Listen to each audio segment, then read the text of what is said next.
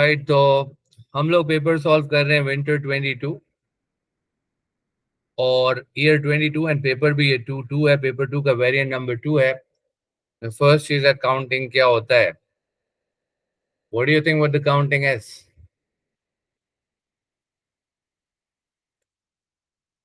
Carrying out an action multiple times within a loop structure.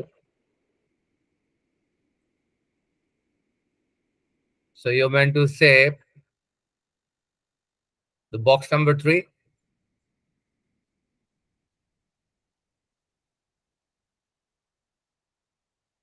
Is that right? What is the repetition? Carrying out an action multiple times within the loop. That is repetition. What is the selection? Selection is branching. Conditions. Simple kind of condition that you enter. For example, if day is Monday, then what do you want? Day is Tuesday, then what do you want? You do that. Sequence. Set of statements that are written, that are executed one by one in a sequence. And what is the total? Adding together the numbers in the list of numbers.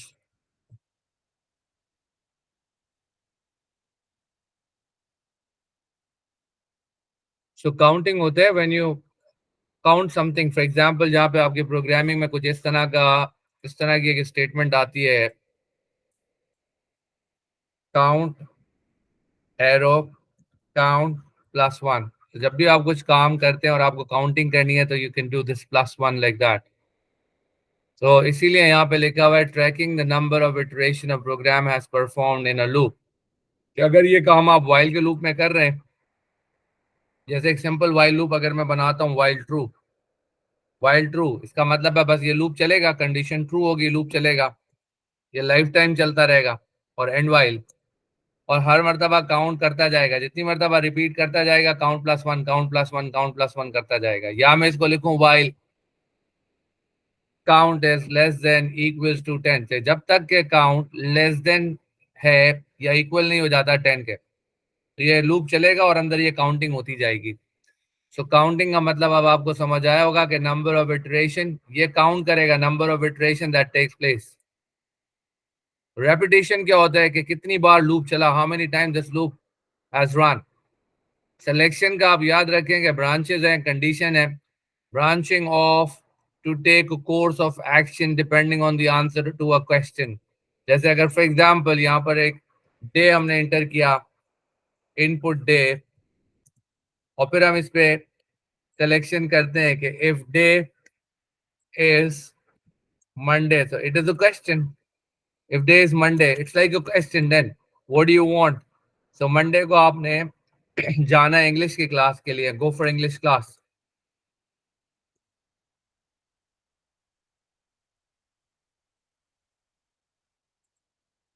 I'm just giving a simple example so that you would understand. तो ये जो है, this called a case, this called a condition, this called an interrogative sentence, a question, and this is what, this is an answer. So इसलिए selection में लिखा है कि branching off to take a course of action depending on the answer to a question. तो जो भी action perform होगा वो डिपेंड करेगा क्वेश्चन पे, जो क्वेश्चन होगा अकॉर्डिंगली काम करेगा. जैसे आपकी मंडे को इंग्लिश की क्लास होती है और इसी तरह मैं इसको कॉपी पेस्ट करता जाऊं and I will keep on writing more conditions there.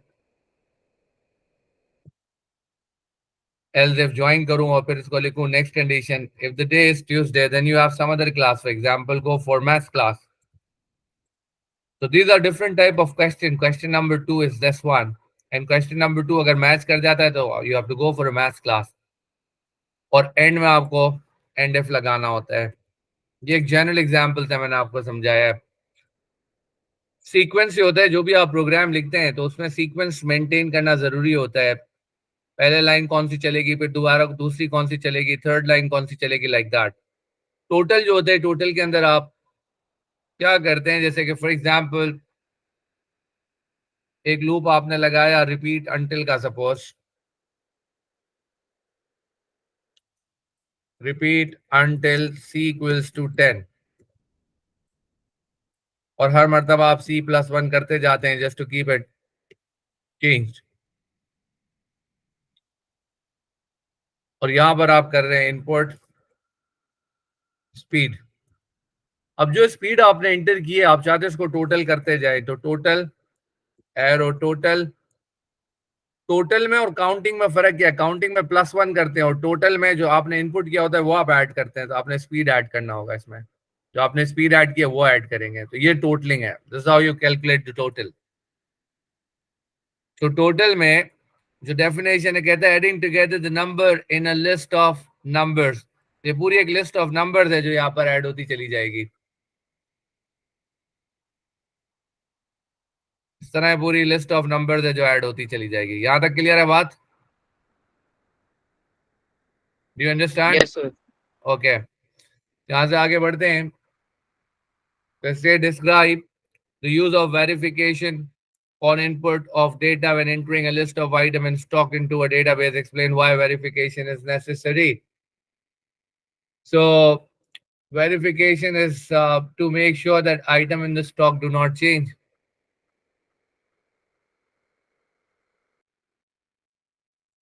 Is to make sure that item in the stock do not change from the original when they are entered. तो मान लें इम्तियाज सुपर मार्केट वाले जो होते हैं जब इस तरह से ये अपना आइटम कोड इंटर करते हैं तो इनका आइटम कोड सिस्टम से मैच करना चाहिए। कोई भी गलत आइटम कोड अगर इंटर करते हैं तो सिस्टम रिकॉग्नाइज ही नहीं करता। तो verification is necessary to identify that the item is number is correct और नॉट।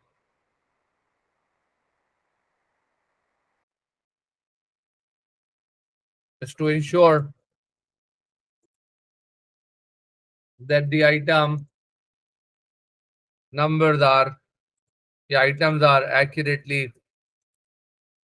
entered.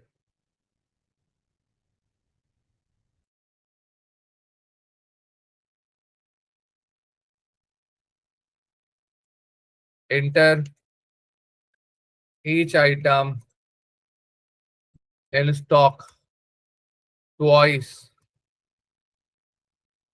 जिसको आप कहते हैं डबल एंट्री भी कहते हैं। एक डेटा को 2 बार इंटर करते हैं चेक करने के लिए कि सही इंटर किया है या नहीं, तो डबल एंट्री चेक कहलाता है। या फिर विजुअल चेक होता है। आप कैसे चेक करेंगे कि आइटम नंबर जो है वो सही इंटर हुआ है, आइटम कोड सही इंटर हुआ है? तो उसका विजुअल चेक कर लें। विजुअल चेक ऐसे होगा कि look at the data manually, look at the data manually and look at the entered data and match them. So look at the data that has been entered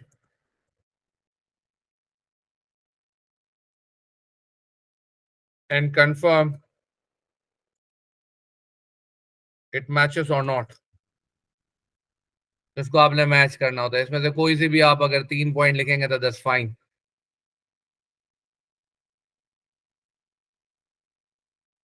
वैसे verification क्या होती थी?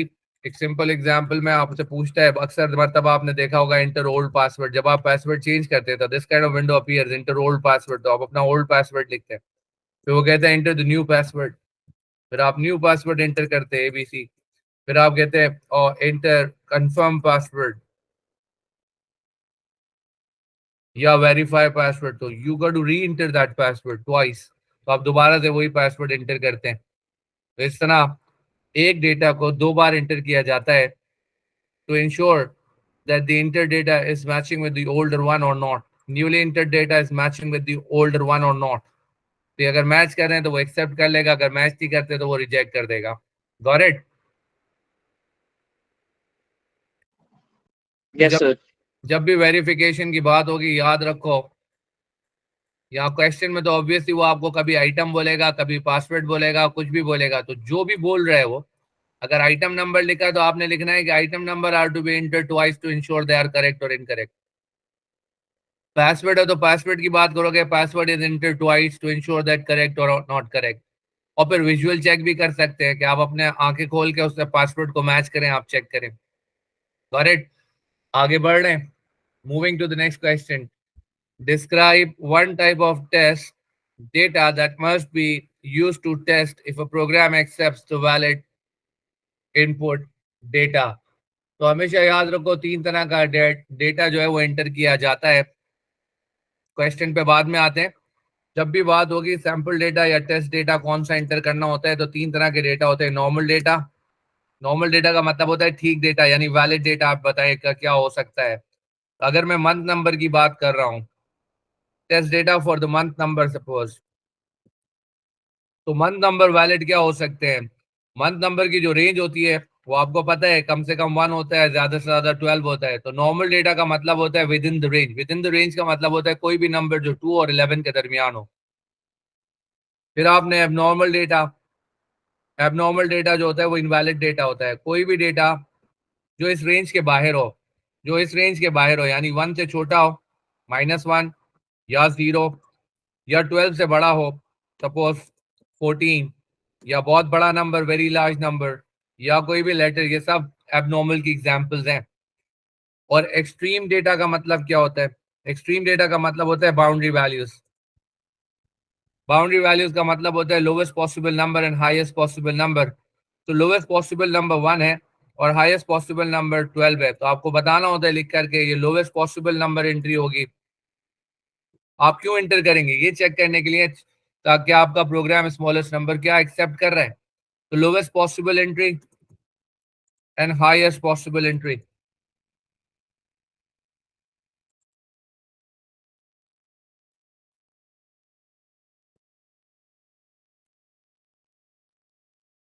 अब इस सवाल को आप देखें तो कह रहा है describe one type of test data that must be used to test if a program accepts valid input data.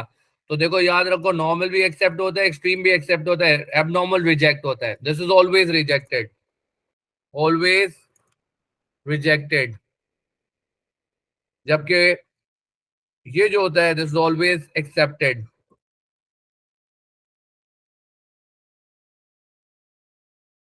और ये वाला भी always accepted.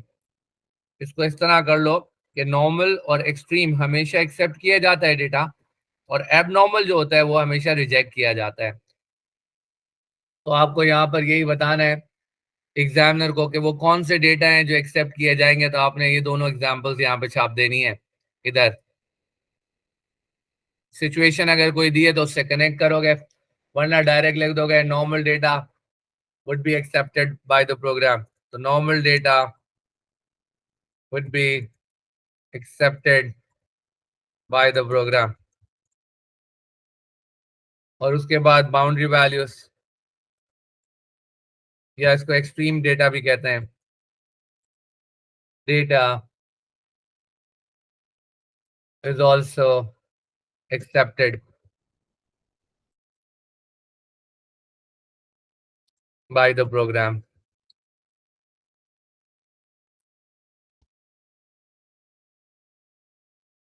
I hope you understood this part. क्या कहता है the pseudocode should allow 500 marks to be entered. यानी ये pseudocode जो है आपको अलाउ करेगा आपने 500 मार्क्स एंटर करने हैं.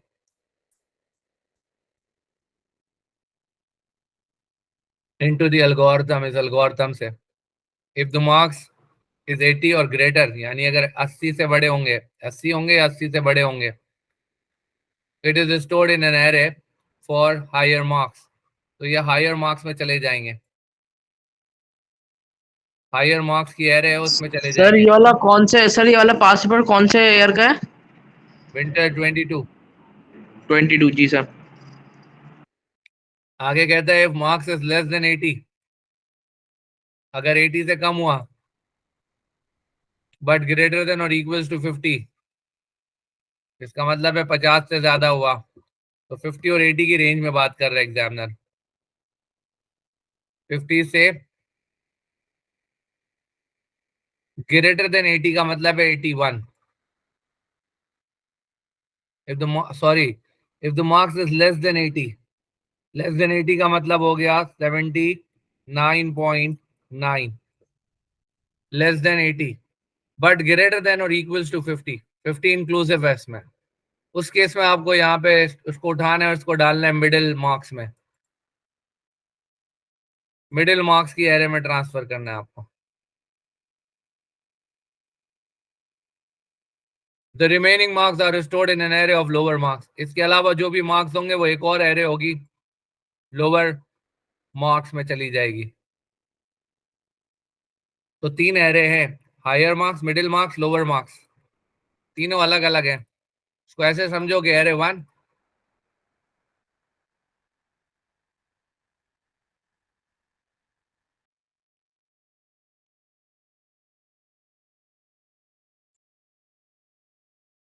एक है लोअर मार्क्स,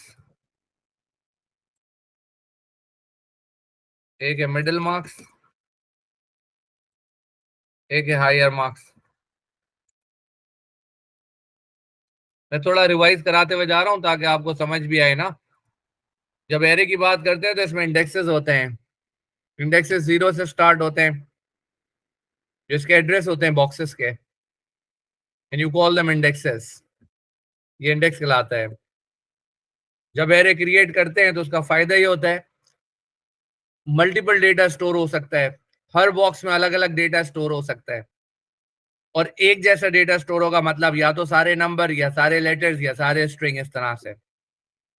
अब अगर मुझे यहाँ कोई नंबर स्टोर करना है, इस लोकेशन पे 77 स्टोर करना है, तो आपको पहले एरे को रेफर करना पड़ता है, कौन सी एरे है, यानी इस एरे को किस नाम से स्टोर किया हमने, लोअर मार्क्स, तो हम लोअर मार्क्स लिखेंगे, फिर ब्रैकेट लगाएंगे और स्क्वायर ब्रैकेट लगाएंगे, और फिर इसकी इंडेक्स वैल्यू डालेंगे 6, और फिर इधर स्टोर करेंगे जो आपने स्टोर करना है, जैसे 77। और अगर आपने इंडेक्स में अगर ऑलरेडी आपने स्टोर किया हुआ है 77, तो यहाँ पर फिर आपको 6 लिखने की जरूरत नहीं है, फिर आप इंडेक्स लिख सकते हैं। तो अगर हमें एक प्रोग्राम बनाना है जो यहां से चले और एंड तक चले, 0 से चले और 15 तक चले, तो उसके लिए हम फॉर इंडेक्स 0 to 15 का एक लूप लगा लें, और मुझे सारे डब्बों में डेटा एंटर करना है। तो डेटा एंटर करने के लिए यहां पर आए और लिख सकते हैं इनपुट, लोअर मार्क्स में एंट्री अगर करनी है सपोज, तो लोअर मार्क्स ब्रैकेट और इंडेक्स। तो इसका मतलब है लूप चलता जाएगा और आपसे एंट्री पूछता रहेगा, ऊपर से लेके नीचे तक पूरी लिस्ट भर देगा। ये आपसे पूछता जाएगा, जो नंबर आप दोगे वो यहाँ स्टोर होते चले जाएंगे। ये इस तरह से काम करेगा।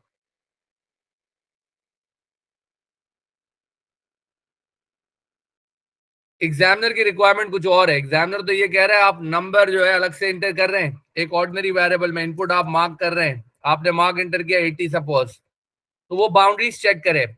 80 जो है अगर मार्क्स है ग्रेटर की रेंज में है, तो वो यहाँ पर आएगा हायर मार्क्स में, 80 इधर आके स्टोर हो जाए, इस एरे के अंदर जो भी बॉक्स खाली है वहां जाके स्टोर हो जाए।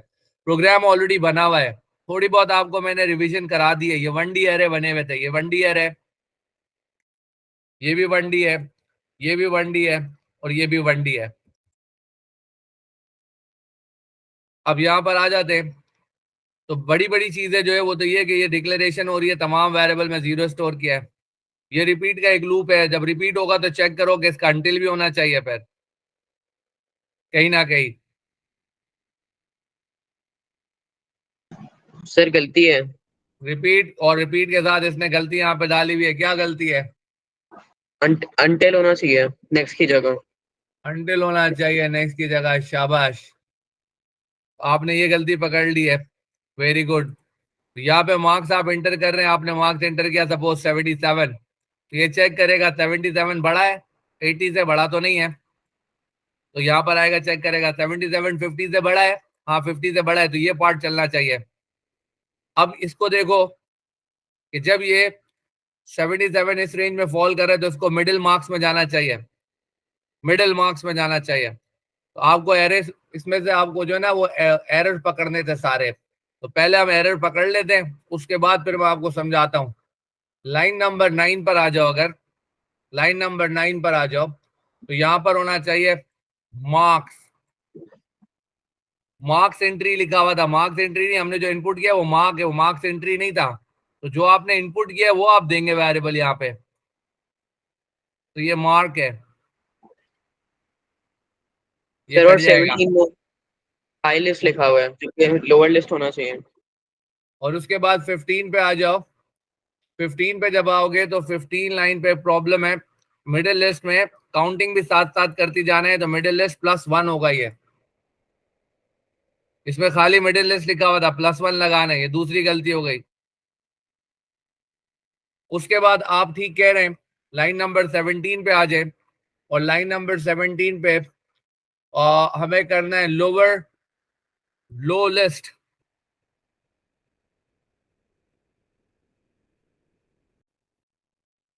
लो लिस्ट के नाम से वेरिएबल इंडेक्स इसमें ट्रैक कर रहे हैं, लो लिस्ट डालना है इधर। ये मिड लिस्ट के नाम से वेरिएबल था, या मिड लिस्ट यूज किया, ठीक किया। ये हाई लिस्ट के नाम से वेरिएबल था, हाई लिस्ट इंडेक्स यूज किया, ठीक किया। और जो लास्ट एरर है वो नेक्स्ट की जगह पर यहां पर आना चाहिए, अनटिल।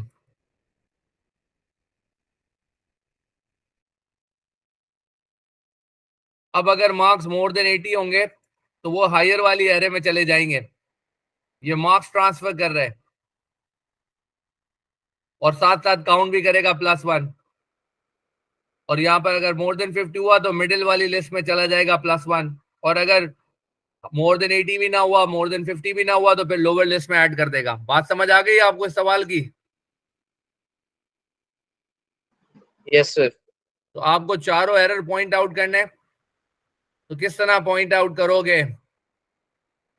जैसे कि लाइन नंबर 9 के साथ मेंशन करोगे पूरा, लाइन नंबर 9 मेंशन करो, फिर बताओगे marks entry variable should be changed to, marks entry variable should be replaced with marks। और फिर करके भी दिखाओ इसको इस तरह कि हायर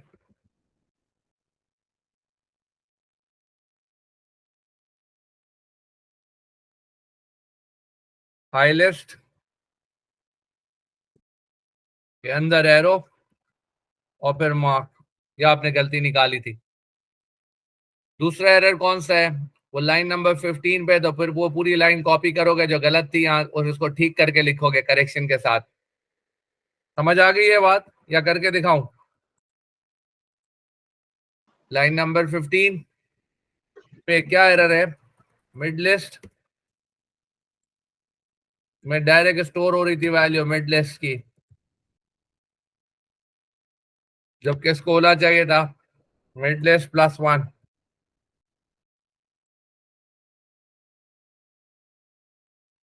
ठीक है, इसी तरह आपको लाइन नंबर 17 बताना है।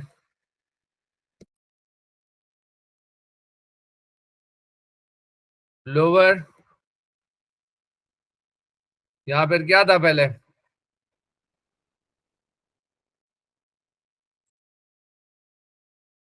यहां हुआ था high list,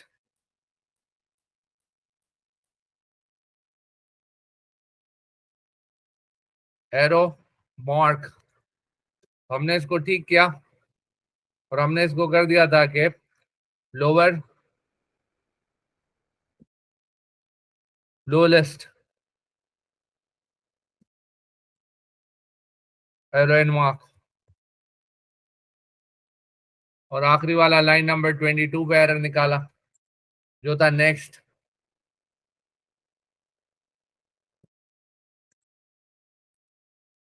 marks entry equals to 500। इसको हमने चेंज करना था, तो इसको हमने अनटिल किया, marks entry equals to 500, like that।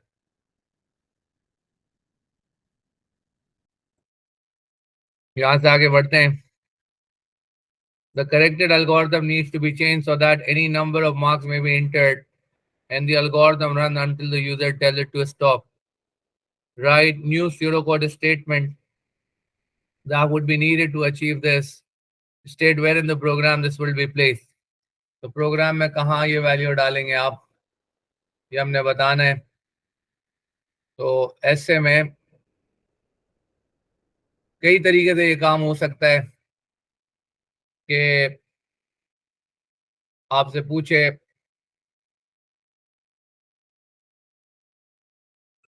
कुछ इस तरह से, पूछे कि output Do you want to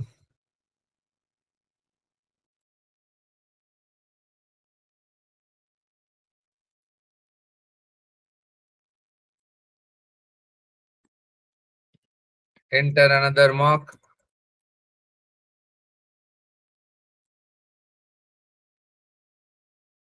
फिर इनपुट करें,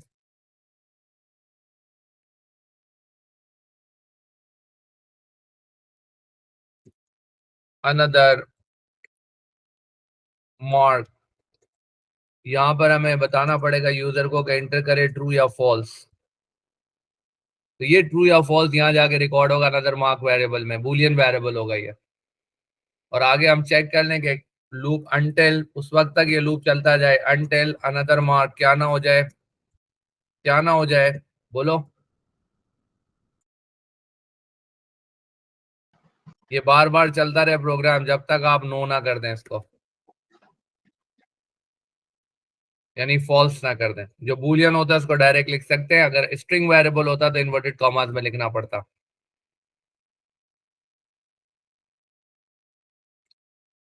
तो ये आपको ऐड करना होगा और इसको आप जो है बिल्कुल एंड में जाके डाल देंगे लाइन नंबर 22 पर। लाइन नंबर 22 पे आप डाल देंगे और लाइन नंबर 22 से पहले ये लाइनें लिखनी होंगी आपको। Got it? Yes, sir. बाकी और भी तरीके हो सकते हैं कि हम ऐसा लूप लगा दें, एक पूरा प्रोग्राम लूप में डाल दें, ये वाला पूरा प्रोग्राम एक लूप में डाल दें कि अनटिल मार्क्स, वो जो मार्क्स आप इंटर कर रहे हैं ये वाले मार्क्स, उस वक्त तक चलता जाए जब तक अनटिल मार्क्स क्या ना हो जाए, -1 ना हो जाए। अनटिल मार्क इक्वल्स टू -1, तो उस वक्त तक चलता जाएगा जब तक ये मार्क्स -1 ना हो जाए। इस तरीके से भी हो सकता है, वाइल के लूप से भी हो सकता है। अगर यही काम हमें करना होता वाइल के लूप से, तो वाइल का लूप तो शुरू में लगता, फिर जहां पे ये रिपीट लगाया है यहाँ पे वाइल का लूप लगता। लाइन नंबर 5 से पहले कुछ लाइन हमें ऐड करनी पड़ती 5 से पहले, और एंड वाइल इसी जगह पे आता अनटिल की जगह पर। तो कुछ इस तरह का प्रोग्राम आपको लिखना पड़ता, जैसे अनदर मार्क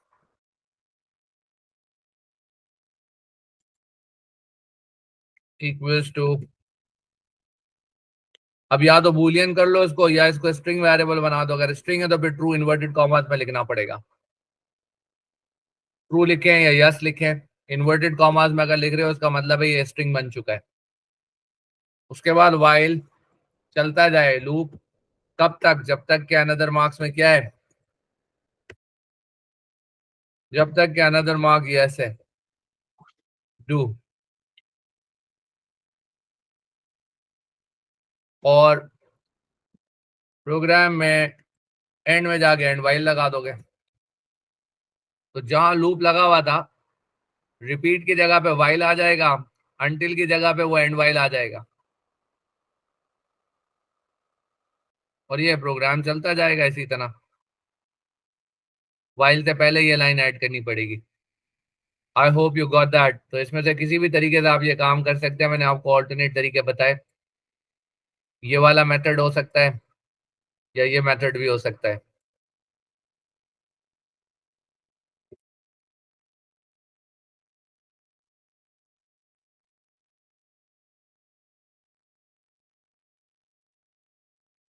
यहाँ पर आ जाते, कहता है this flowchart represents an algorithm to divide 3 digit number into 100, 10 in units. तो 3 डिजिट का नंबर है जैसे कि 485, तो उसको ये डिवाइड कर देगा हंड्रेड्स में, 10 में और यूनिट में। तो इसमें 4 हंड्रेड्स हैं, इसमें 8 टेंस हैं और इसमें 5 यूनिट्स हैं। कहता है ये होगा किस तरह, इसमें डिफ का फंक्शन का इस्तेमाल होगा और ये क्या करता है, ये इंटीजर डिवीजन देता है। इंटीजर डिवीजन इस तरह कि अगर आप 9 को डिवाइड करोगे 4 से, तो 4 2 ज़ा 8, तो आपको इंटीजर में आंसर देगा, डेसिमल में आंसर नहीं देगा, ये आपको 2 देगा आंसर। जबकि मॉड का जो फंक्शन है, अगर आप 9 को डिवाइड कर रहे हो 4 से, तो 4 2 8, बाकी क्या बचा? डिवीजन 1। देगा। तो जो रिमाइंडर देता है ये आपको, जो बाकी बचता है वो देता है ये। अब ये इसने पूरा फंक्शन आपको पहले समझा दिया।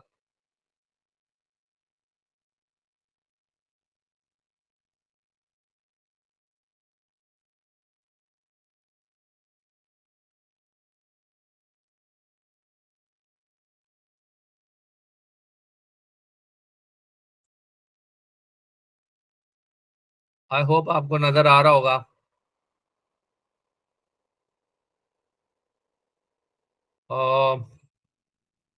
Let me find it on my PC. एक चीज मुझे ढूंढनी है, सॉल्व निकालूंगा तो जल्दी होगा। 22 2 2।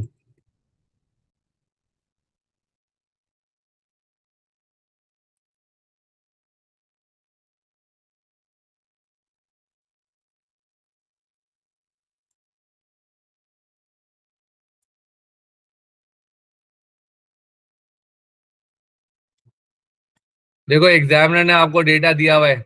जब भी आप कहीं पर इनपुट देखेंगे तो आपको डेटा यहां से चूज करना पड़ेगा, इधर से। मतलब पहला डेटा चूज करना पड़ेगा। ये अभी देखते हैं किस तरह। सबसे पहले आपके प्रोग्राम में काउंटर की वैल्यू 0 हुई है, वो यहाँ आ गई है।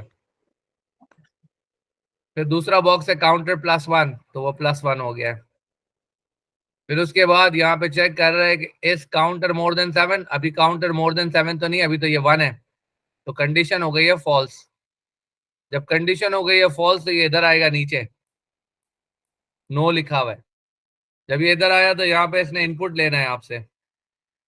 नंबर आप इनपुट करोगे तो ये 97, और 97 आप इनपुट करके किस में डाल दोगे? नंबर का जो वेरिएबल है उसमें। तो इसलिए एग्जामिनर ने यहाँ पे 97 लिखा हुआ है, इधर ऊपर से नंबर कट जाएगा। उसके बाद चेक करें कि नंबर छोटा है 100 से। हाँ जी छोटा है। यश की सूरत में ये इधर आ रहा है, यश की सूरत में ये इधर आ रहा है, और यहाँ से जो लाइन जा रही है देखो ऊपर जा रही है वापस। एरो से पता लगेगा लाइन कहाँ जा रही है। फिर दोबारा काउंटर +1 हो रहा है, काउंटर +1 हो गया जनाब। फिर चेक कर रहे हैं काउंटर अभी मोर देन 7 नहीं हुआ है, नीचे आएगा, इनपुट पूछेगा नंबर, तो आपने 876 एंटर किया, 876 आप यहाँ लिख दोगे नंबर में।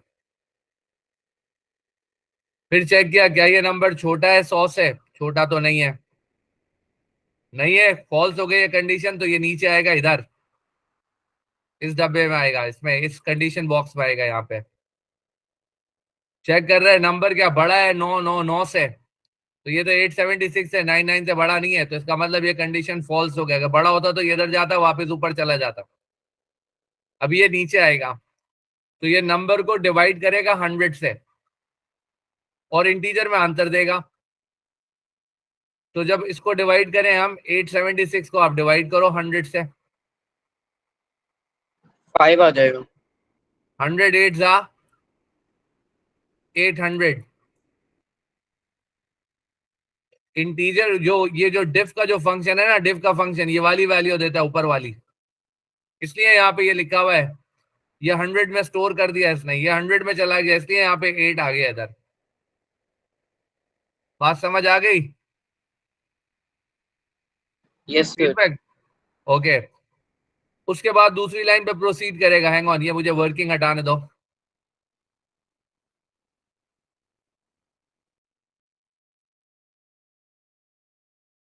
हम यहां तक पहुंच चुके हैं, 8 आ चुका है आंसर,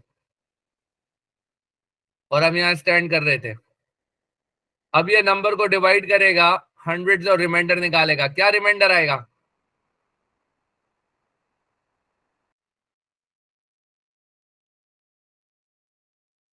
करो डिवाइड, 876 को 100 से डिवाइड करो, क्या रिमाइंडर आएगा? 108 76। 108 से 800, तो बाकी बचेगा 76। तो देख 76 इसीलिए टेम में डाला इसने, क्योंकि यहाँ पे ये 76 वेरिएबल लिखा हुआ था। इधर देखो कह रहे रिमाइंडर टेम में डालो, तो ये टेम में चला गया 76। बात समझ आ गई है? Yes sir. अपनी वर्किंग को कंटिन्यू रखेंगे हम। चाहे यहां तक काम हो चुका है, उसके बाद ये टेंस वाली लाइन पे आएगा। टेम में जो वैल्यू पड़ी थी, अभी क्या डाल के आए थे टेम में? 76 डाल के आए थे। अब ये 76 को डिवाइड कर रहे 10 से। 7. डिफ तो 7 आ जाएगा, वेरी गुड। और इसको स्टोर कर देगा 10 में। और फिर यूनिट निकालने के लिए वो नंबर को लेगा, नंबर को डिवाइड कर रहे किससे? 10 से। तो नंबर कितना था? 6. नंबर था 76. 876। 876 को उसने डिवाइड किया 10 से। तो 10 के टेबल में तो पूरा पूरा डिवाइड हो जाएगा, ये 800 6 आ जाएगा बाकी। तो ये 6 यहाँ चला जाएगा यूनिट्स में, इसलिए यहाँ पे यूनिट 6 आ गया। Got it? Yes, sir. और फिर ये आउटपुट देगा आपको, लिखा हुआ आएगा हंड्रेड्स। यहाँ पे लिखा हुआ आ गया हंड्रेड्स, और 100 के आगे 100 की वैल्यू आ जाएगी, यानी 800 हमने निकाले। फिर टेंस, जितने टेंस कैलकुलेट किए थे वो दिखा देगा 7 टेंस। और फिर जितने यूनिट्स कैलकुलेट किए थे वो भी दिखा देगा कितने यूनिट्स हैं। तो एक लाइन एग्जीक्यूट हो चुकी है पूरी, एक दफा प्रोग्राम चल गया है। एक दफा प्रोग्राम चल गया है, ये वाला आउटपुट पूरा आ चुका है। जितनी दफा प्रोग्राम चलाओगे एक नई लाइन यूज करोगे, और यहां से ये वापस ऊपर जा रहे हैं दोबारा, going all the way up there. और इस मर्तबा आपने +1 करना है काउंटर में, तो काउंटर +1 हो गया, 3 हो गया है। और नंबर इंटर किया आपने, तो एक और नंबर लेना है 4320, वो यहाँ आ जाएगा। और फिर चेक किया क्या ये नंबर 7 से बड़ा है? काउंटर 7 से बड़ा हो गया, अभी काउंटर 7 से बड़ा नहीं हुआ, नीचे आएगा। तो ये नंबर आपने इनपुट किया था, नंबर जो आपने इनपुट किया था वो था 4320। 4320 100 से छोटा भी नहीं है, 4320 99 से बड़ा है, तो ये डायरेक्ट ऊपर चला जाएगा, कोई कैलकुलेशन नहीं करेगा। तो आगे देखो सारे डब्बे खाली है। समझ आ गई ये बात?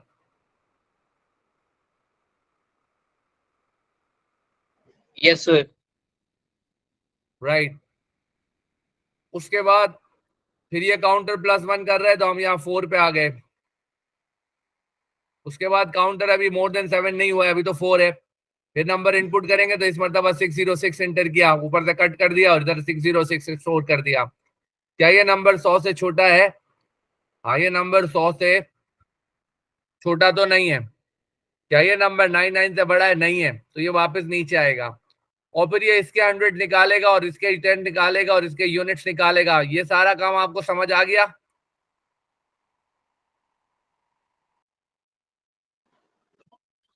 ये समझ आ गया आपको पूरा? Yes, sir. परफेक्ट। फिर यहां से दोबारा ऊपर जाएगा ऑल द वे। फिर काउंटर +1 करेगा, काउंटर की वैल्यू 5 हो गई है। फिर चेक करेगा काउंटर अभी 7 से ज्यादा तो नहीं हुआ है, नंबर इनपुट पूछेगा और इस मरतबा बड़ा लार्ज नंबर है 9875। क्या होगा आप बताओ? नंबर आपने वो इंटर कर ऊपर दिया चला जाएगा, 9875, क्या होगा? डायरेक्ट ऊपर चला जाएगा, डायरेक्ट डायरेक्ट ऊपर ऊपर चला चला जाएगा. जाएगा, क्योंकि ये नंबर 999 से बड़ा है, तो ये डायरेक्ट ऊपर जाएगा इधर। Very good. उसके बाद फिर +1 होगा, तो ये 6 हो गई ये वैल्यू, और ये 42 इनपुट करेगा। यहाँ पे 42 इनपुट हो गया, 42 0 से छोटा है, दोबारा ऊपर 42 पे भी कोई काम नहीं हुआ। 42 के बाद फिर +1, काउंटर की वैल्यू 7 हो गई। अब काउंटर मोर देन 7 नहीं, अब equal to 7 and last number input होने जा रहा है, 124 इनपुट करेगा। 124 100 से छोटा तो नहीं है, ये आएगा, इससे बड़ा भी नहीं है। फिर 124 पे सारा कुछ कैलकुलेट होगा, इसके हंड्रेड्स कैलकुलेट होंगे, इसमें एक ही 100 है। इसके रिमाइंडर कैलकुलेट होगा, जिससे पता लगेगा इसकी टेम्प वैल्यू क्या है। तो टेम्प वैल्यू 124 को जब 100 से डिवाइड करेंगे तो टेम्प इसकी 24 बनेगा रिमाइंडर, वो यहाँ आ गया। फिर इसकी टेम्प वैल्यू जो 24 थी उसको 10 से डिवाइड करेंगे तो हमें पता लग जाएगा इसमें टेंस कितने हैं, वो 2 टेंस है। और फिर इस तरह इसके यूनिट निकाल लेंगे तो 4 यूनिट्स है, और इस तरह आउटपुट आ जाएगा। तो ये वाला सवाल ऐसे हो जाएगा। Got it? Yes, sir.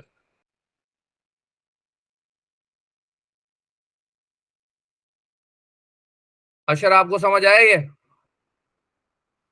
Ji sir. Great. यहां से आगे बढ़ते हैं। तो ये डेटाबेस का क्वेश्चन है, हसन अंसारी ने तो वीडियो वॉच कर लिए हैं। इसके अंदर बेसिक्स में आपको बता दूं, ये डेटाबेस का टेबल है जिसका नाम असिस रखा है एग्जामिनर ने। इसके अंदर ये जो होता है वर्टिकल, ये पूरी फील्ड है, ये फील्ड है। सब्जेक्ट कोड एक फील्ड है, सब्जेक्ट नेम दूसरी फील्ड है, एग्जाम्स तीसरी फील्ड है। तो फील्ड जो होती है वो वर्टिकल होती है, ऐसे ये फील्ड्स हैं। अगर आपसे पूछो रिकॉर्ड कितने हैं, तो ऊपर वाले रॉ को छोड़ देना, इसको छोड़ दो। इसके अलावा ये रिकॉर्ड यहाँ से स्टार्ट हो रहे हैं, रिकॉर्ड नंबर 1 ये है, 2 है, 3 है, इस तरह से ये रिकॉर्ड है, हॉरिजॉन्टली रिकॉर्ड होते हैं।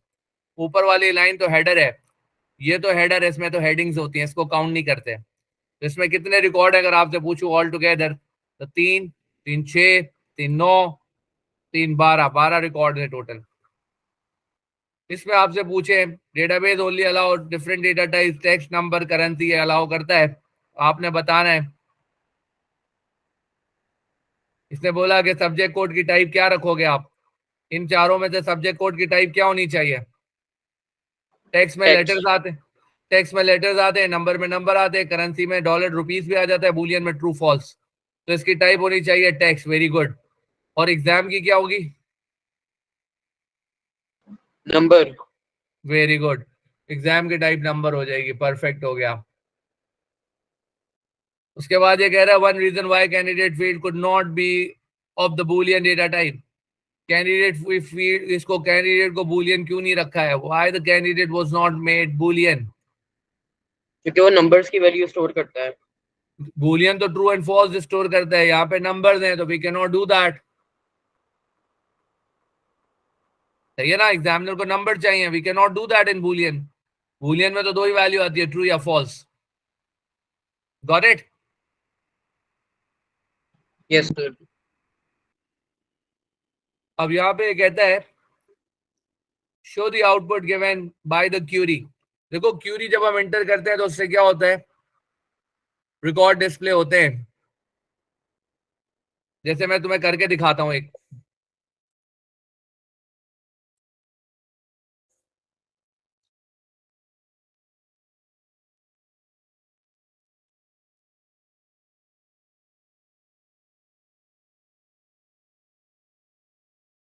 ओहो एक्सेस मेरे पास आया नहीं पूरा, वरना आ जाता तो अच्छा था। खैर एनीवेज, 3 फील्ड्स हम डिस्प्ले करना चाहते हैं, कौन कौन सी, subject name, practicals and candidates. में से शो कौन से होंगे, सिर्फ 2 पे टिक लगा हुआ है, ये 2 शो होंगे, सब्जेक्ट नेम और कैंडिडेट्स। तो ये 2 रिकॉर्ड, 2 कॉलम शो होंगे। कौन से रिकॉर्ड शो होंगे इसमें से, कह रहा है असेंडिंग ऑर्डर में होंगे और शो होंगे ये दोनों ही। कौन से वाला है जिसमें प्रैक्टिकल लेस देन 1 है, जिसमें प्रैक्टिकल लेस देन 1 है। तो प्रैक्टिकल लेस देन 1 कहां पर है, क्या ये लेस देन 1 है, नहीं है, लेस देन 1 है, मैथ नहीं है, में ये है, ये नहीं है, ये भी नहीं है, ये भी नहीं है, ये केवल है, 3 ये भी है, ये भी है, ये नहीं है, ये भी नहीं है, और ये भी नहीं है।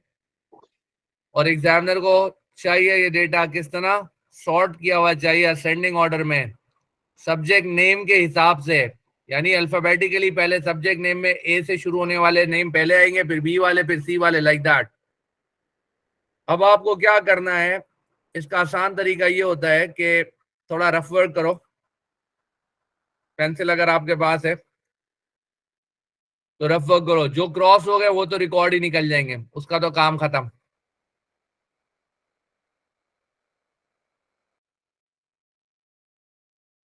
क्रॉस वाले तो निकल जाएंगे, और ये वाले सब निकल जाएंगे।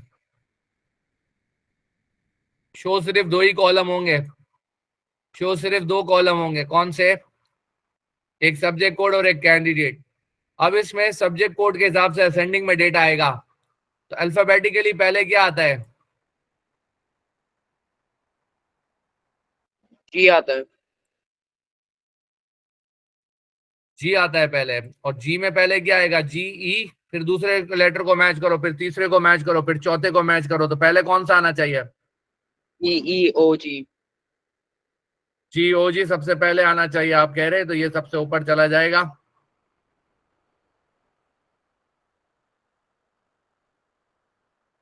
और इसके बाद कौन सा आना चाहिए?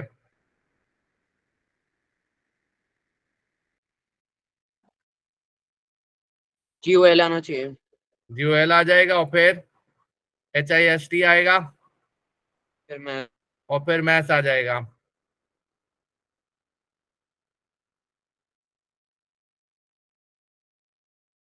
आपको ऐसे ही करके देना था पेपर में।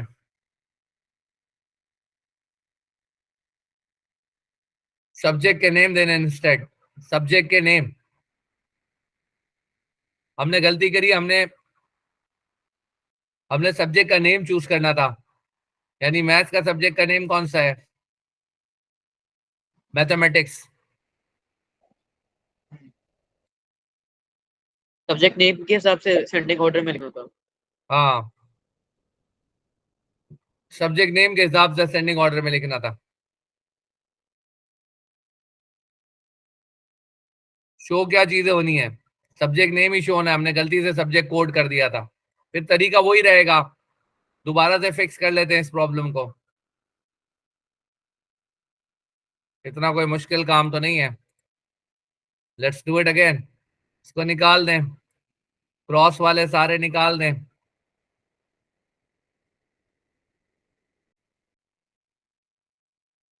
सब्जेक्ट वाइज सबसे पहले कौन सा जाएगा? जी हो ही जाएगा। ये सब निकल जाएगा, ये भी निकल जाएगा। बोलो कौन सा जाएगा पहले? जियोग्राफी। ज्योग्राफी पहले जाएगा, ठीक है। फिर जियोलॉजी। जियोलॉजी उसके बाद जाएगा, ओके। फिर हिस्ट्री। हिस्ट्री जाएगा, वेरी गुड। और फिर मैथ्स आ जाएगा।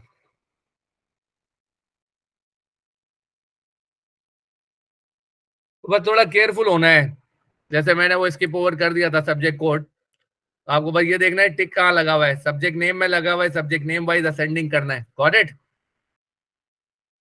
समझ आ गया आपको ये? ओके। उसके बाद है, देखो यहाँ पर एग्जामिनर ने क्यूरी बना के दी थी और आपको रिजल्ट्स लिखने थे। और दूसरे क्वेश्चन में, अच्छा, जब क्यूरी बनाते हैं तो देखो एग्जामिनर ने क्या किया, फील्ड के नाम सारे ऊपर लिखे, टेबल का नाम एक ही है, असेस। ये सब एक ही टेबल के अंदर है। असेस जो है वो टेबल का नाम है, सारी फील्ड इसी टेबल के अंदर है।